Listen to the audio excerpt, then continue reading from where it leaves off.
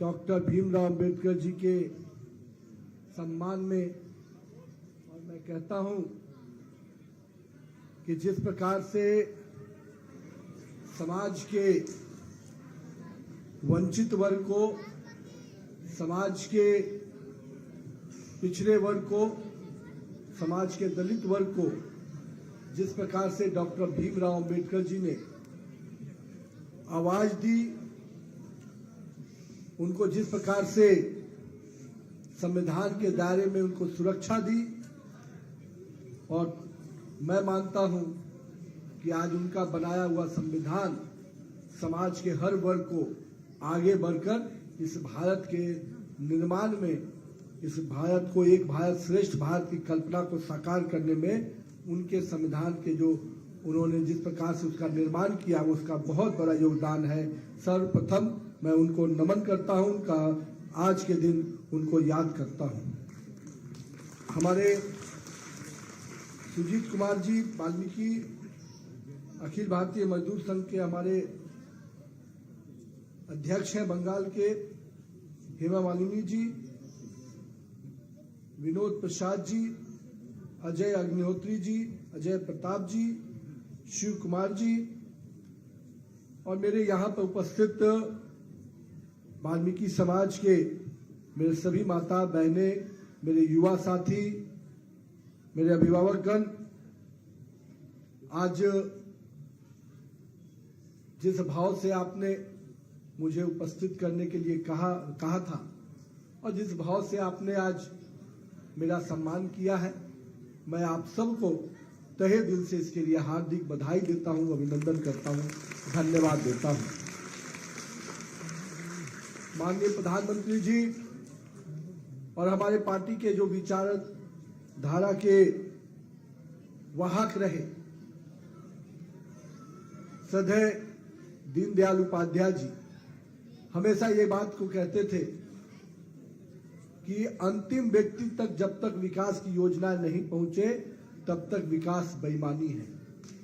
और मैं मानता हूं माननीय प्रधानमंत्री श्री नरेंद्र मोदी जी आज जो काम कर रहे हैं, समाज के हर वर्ग को आगे लेके चलना, उनके उत्थान के लिए, उनके विकास के लिए, उनके जीवन में परिवर्तन लाने के लिए जो वो काम कर रहे हैं, निश्चित रूप से वाल्मीकि समाज को भी आज कहीं न कहीं उनके हृदय में स्थान रखता है। और हमेशा वो कहते हैं, मुझे मालूम हुआ यहाँ पर आने के पहले कि हमारे स्वच्छता प्रहरी, हमारे नगर निगम के बड़े पैमाने पे यहाँ पर सफाई मजदूर है, लेकिन माननीय प्रधानमंत्री जी स्वच्छता के इस प्रहरी को और हमारे सफाई कर्मी को कितना सम्मान देते हैं। कई बार उन्होंने सेवा के जब कार्यक्रम किए तो समाज के लोगों को पैर धोकर उनका सम्मान किया। उनका मानना है कि समाज का ये वर्ग केवल गंदगी नहीं साफ करता, समाज के अंदर की विकृतियों को दूर करता है।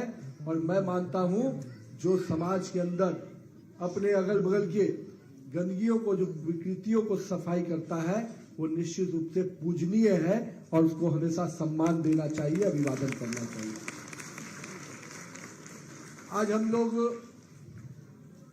चुनाव के समय जरूर आपके बीच में उपस्थित हुए हैं, लेकिन हमारा मानना है भारतीय जनता पार्टी, हमारे नेता नरेंद्र मोदी जी हमेशा कहते हैं सबका साथ, सबका विकास, सबका विश्वास और सबका प्रयास। और आज अगर हम कह रहे हैं ये बात, तो जब सबके विकास की बात करते हैं तो सबके विश्वास को जीतने का भी प्रयास हम करते हैं। और हमारा ये मानना है कि अगर इस देश को आगे लेके चलना है तो कहीं न कहीं इस देश के समाज के हर तबके को आगे बढ़ाना पड़ेगा, तभी ये देश आगे बढ़ पाएगा। और यही कारण है कि आज पूरे देश में 25 करोड़ से अधिक परिवार जो गरीबी रेखा के नीचे रह रहे थे, उनको ऊपर लाने का काम हमारी नरेंद्र मोदी की सरकार ने किया है। मैं योजनाओं की चर्चा करूंगा तो लंबा समय लगेगा, लेकिन कुछ ऐसी योजनाएं हैं जिसकी चर्चा इसलिए करूंगा क्योंकि लोगों के जीवन में बदलाव लाया है। प्रधानमंत्री जी जब शौचालय योजना की बात करते थे तो पूरे देश में लोग हंसते थे, जब स्वच्छता की बात करते थे तो लोग हंसते थे, लेकिन इस स्वच्छता के मिशन को अपने पहले ही कार्यकाल में 2014 में 2 अक्टूबर के दिन गांधी जयंती के दिन उन्होंने इस मिशन को शुरू किया और उस स्वच्छता अभियान को उन्होंने खुद अपने हाथ में लिया और आज यही कारण है पूरे देश में लोगों में स्वच्छता के प्रति जागरूकता आई और स्वच्छता प्रहरियों का सम्मान बढ़ा। इसलिए मैं मानता हूं कि अपने नेता नरेंद्र मोदी के हृदय में स्वच्छता प्रहरी बहुत बड़ा स्थान रखता है। और स्वच्छता से उन्होंने जब माता बहनों के सम्मान के विषय को लेकर शौचालय को जोड़ा तो आज देश में अगर 12 करोड़ शौचालय बने तो कहीं ना कहीं माता बहनों के सम्मान का प्रतीक बना और माता बहनों को जो एक पीड़ा झेलनी पड़ती थी आज उसमें मैं मानता हूं उसमें बड़ा वर्ग समाज का जो वंचित वर्ग था उसके लिए था और 12 करोड़ शौचालय अगर बने तो समाज के वंचित वर्ग को सबसे अधिक सम्मान मिला। और मैं मानता हूं कि आज प्रधानमंत्री का यह कदम निश्चित रूप से महिलाओं के सम्मान के लिए, महिलाओं के सुरक्षा के लिए और इस समाज के लिए बहुत बड़ा कदम है। लेकिन मित्रों, हम यहां बैठे हैं और कई विषयों की चर्चा कर सकते हैं, लेकिन एक विषय जो योजनाएं की चर्चा जब मैं कर रहा हूं, जब जनधन खाते की बात आई, गरीब के घर में खाता खुले, बैंक का खाता खुले, ये किसी ने कल्पना नहीं की थी। लोग को लगता था कि गरीब को तो पैसा कर्ज में देना होता है, उसको बैंक के खाते से क्या मतलब है। लेकिन प्रधानमंत्री जी की सोच और उनका विजन देखिए, उन्होंने कहा कि नहीं, हर गरीब का अगर खाता खुलेगा तो उसके सम्मान, उसके स्वाभिमान में वृद्धि होगी। जब जनधन खाता खोलने की बात आई उस समय भी विपक्ष के साथियों ने किस प्रकार से इस मजाक उड़ाया था, लेकिन 54 करोड़ गरीब परिवारों का जब बैंक का खाता खुला तो उसका लाभ सबसे अधिक किसी को मिला तो समाज के वंचित और गरीब वर्गों को मिला। अब दिल्ली से 1 रुपया चलता है या सरकार की योजनाओं से 1 रुपया चलता है तो गरीब के खाते में सीधे 1 रुपया पहुंचता है। ये एक बहुत बड़ा परिवर्तन है मित्रों। पहले के समय में उस समय के प्रधानमंत्री जी कहते थे कि दिल्ली से 1 रुपया चलता है तो 15 पैसा पहुंचता है। आज वृद्धा योजना हो, सामाजिक सुरक्षा पेंशन योजना हो, चाहे किसान सम्मान योजना का पैसा हो या हमारे मजदूर भाइयों को जो उसका पैसा, श्रम का पैसा मिलता है, सब सीधे खाते में आता है। और खाता में आने का मतलब है कि कोई बिचौलिया की हिम्मत नहीं कि वो पैसे पर आंख लगा सके। अब आप सोचिए कि ये कितना बड़ा परिवर्तन है। समाज का वह वर्ग जिसको बिचौलिया हमेशा पैसे के, किसी भी योजनाओं का लाभ बिचौलियों के माध्यम से पैसा पहुंचने में दिक्कत होती थी। मैं आज इसलिए इस योजनाओं की चर्चा कर रहा हूं कि इस योजनाओं का लाभ अगर किसी वर्ग को सबसे अधिक मिला तो समाज के वंचित वर्ग को मिला, समाज के उस वर्ग को मिला जो समाज में निश्चित रूप से पिछड़ा था, दलित था, जिसके स्वाभिमान की चिंता किसी सरकारों ने नहीं की, लेकिन आपके नेता नरेंद्र मोदी ने की। और मैं मानता हूं डॉक्टर भीमराव अंबेडकर जी हो या गुरु रविदास जी हो, इन लोगों के जो सपने थे, इन लोगों ने जो बातें कही थी समाज को आगे लेके चलने की, उसको किसी ने सफलतापूर्वक किया तो अपने नेता नरेंद्र मोदी ने किया है मित्रों। आज लोग कहते हैं, संविधान की दुहाई देते हैं और समाज के वर्ग को कहते हैं हम उनका नेतृत्व कर रहे हैं, लेकिन मैं बताना चाहता हूं जिनकी तस्वीर आज यहां पर हम लोग लगा के डॉक्टर भीमराव अंबेडकर जी का विषय पर चर्चा कर रहे हैं, उनको भी किसी ने सबसे अधिक अपमानित किया तो यही नेहरू और गांधी के परिवार के लोगों ने, यही कांग्रेस के लोगों ने अपमानित किया है। जिस एसआईआर की बात करते हैं, यहां बहुत चर्चा होती है, ममता दीदी लंबी लंबी बातें करती है एसआईआर को लेकर। दिल्ली गई थी कोट पहन के बांग्लादेशी घुसपैठियों को न्याय दिलाने के लिए कि एसआईआर में उनका नाम कट गया है। उनको पश्चिम बंगाल के लोगों की चिंता नहीं थी, लेकिन मैं बताना चाहता हूं, ये वोटर लिस्ट में नाम काटकर उस समय डॉक्टर भीमराव अंबेडकर जी को, जब वो चुनाव के मैदान में थे, बड़ी संख्या में उनके क्षेत्र के नाम को काट दिया गया था। और किस वर्ग का काटा गया था आप समझ सकते हैं। और उनको चुनाव हराने के लिए, अपमानित करने के लिए नेहरू ने इस प्रकार का खेल खेला था। मैं इसलिए आज इस बात को कह रहा हूं कि एक तरफ कांग्रेस की वो अपमान करने वाली राजनीति है और एक तरफ माननीय प्रधानमंत्री श्री नरेंद्र मोदी के नेतृत्व में डॉक्टर भीमराव अंबेडकर को जो सम्मान मिला, वो सम्मान भी पंचतीर्थ के माध्यम से अंबेडकर जी के जहां जहां उन्होंने शिक्षा ग्रहण की, जहां उन्होंने लोगों को संवाद किया, उन पांचों तीर्थों को सम्मानित कर उसका एक पूरा स्थान को पवित्र स्थान के रूप में विकसित करने का काम किसी ने किया तो नरेंद्र मोदी की सरकार ने किया है। मित्रों, मैं इसलिए इस बात को कह रहा हूं, नेहरू गांधी परिवार ने भारत रत्न भी अपने आप को ही दिया। वो भारत रत्न भी अंबेडकर जी को नहीं दिए। वो तब मिला जब भाजपा समर्थित संयुक्त मोर्चा की सरकार दिल्ली में बैठी थी, तब जाकर डॉक्टर भीमराव अंबेडकर जी को भारत रत्न मिला। वो भी कब? 90 के कालखंड में। तो सोचिए, जिस शख्सियत ने इस देश को उसका संविधान दिया, जिस शख्सियत ने वंचितों को, पिछड़ों को, दलितों को उसकी आवाज बुलंद करने का मार्ग दिया, उसको भी सम्मान कांग्रेस ने अपने 40 साल की राजनीति में नहीं दिया था। और जब संयुक्त मोर्चा की भाजपा समर्थित सरकार बनी, तब उनको पूरा सम्मान मिला। मैं इसलिए इन बातों को कह रहा हूं मित्रों कि आज हमारे समाज के लोग और यहां पर बैठे हुए अपने वाल्मीकि समाज और सभी समाज के लोग आज नरेंद्र मोदी जब विकास की योजनाएं को चर्चा करते हैं तो किसी का चेहरा नहीं देखते, वो देखते हैं तो गरीब का चेहरा देखते हैं और उसके लिए विकास की योजनाएं बनाते हैं। जब पहली बार वो प्रधानमंत्री बने थे तो उन्होंने कहा था कि मेरी सरकार गरीबों की सरकार होगी, गरीबों के लिए सरकार होगी। अब तक लोगों ने गरीब के नाम पर राजनीति की।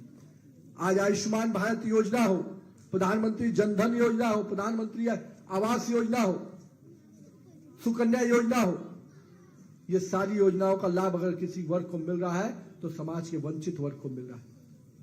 लेकिन ममता दीदी ने तो यहां अलग खेल खेला हुआ है। माता बहनों को मकान मिले, गरीबों को मकान मिले, ये वो इसलिए नहीं पसंद करती क्योंकि उसमें उनका चेहरा नहीं चमकता है। क्योंकि प्रधानमंत्री आवास योजना प्रधानमंत्री के नाम से है, इसलिए वो यहाँ के लोगों को आवास नहीं देना चाहती।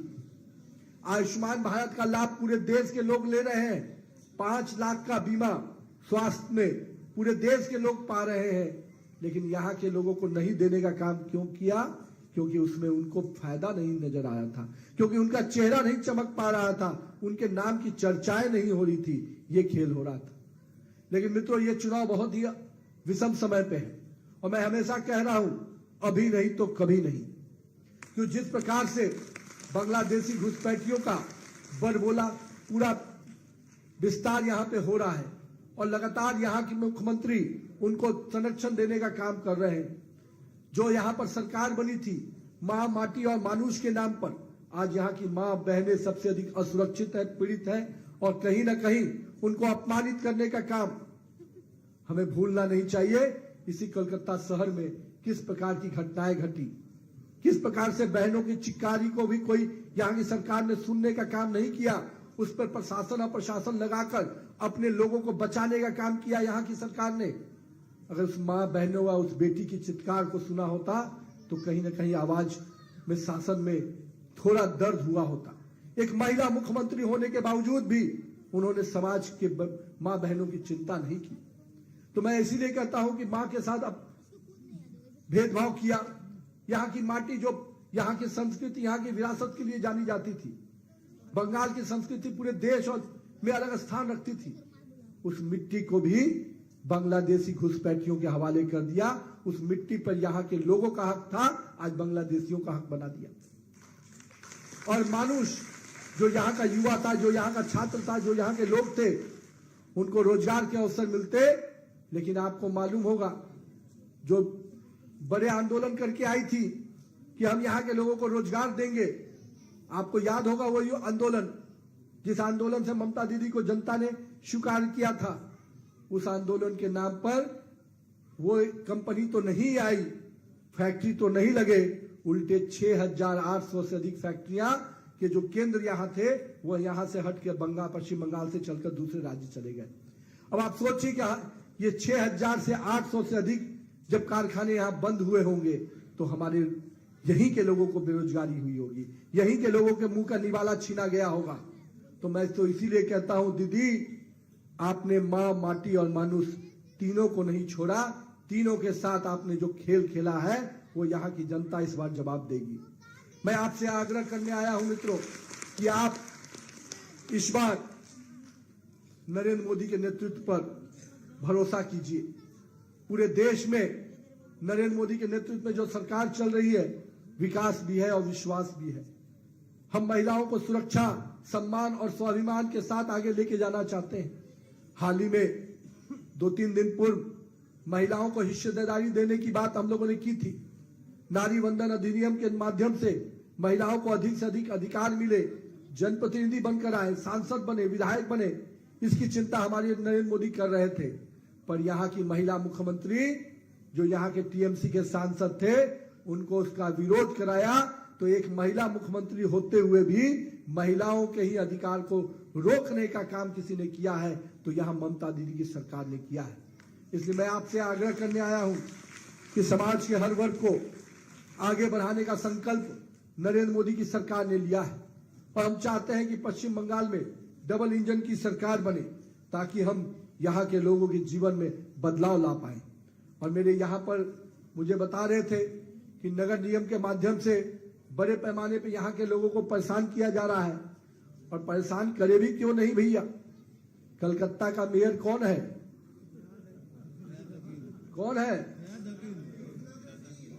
तो भैया बनाओगे बांग्लादेशी तो भारतीयों का दर्द कहां से समझेगा? भारत के लोगों का दर्द समझने के लिए तो भारतीय व्यक्ति को लाना पड़ेगा ना। इसलिए मैं कहता हूं मित्रों, ऐसे लोगों को, ऐसे तत्व को उखाड़ फेंकना है। पश्चिम बंगाल के लोग ही पश्चिम बंगाल के भविष्य का निर्माण करें। बाहर से आया हुआ बांग्लादेशी घुसपैठी कभी भी पश्चिम बंगाल का भला नहीं कर सकता है मित्रों।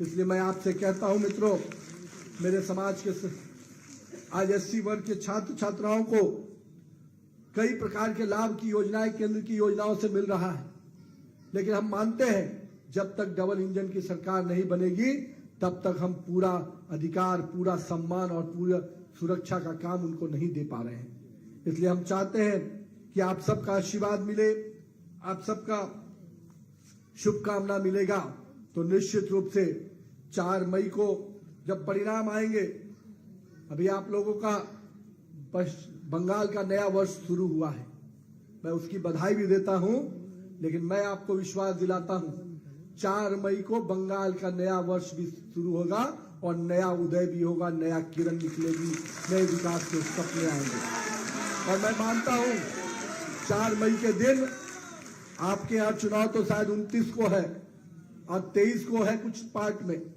लेकिन मुझे मालूम है 4 मई के दिन एक ऐसी सरकार बनेगी जो बंगाल, पश्चिम बंगाल के लोगों के जीवन में बदलाव लाएगी।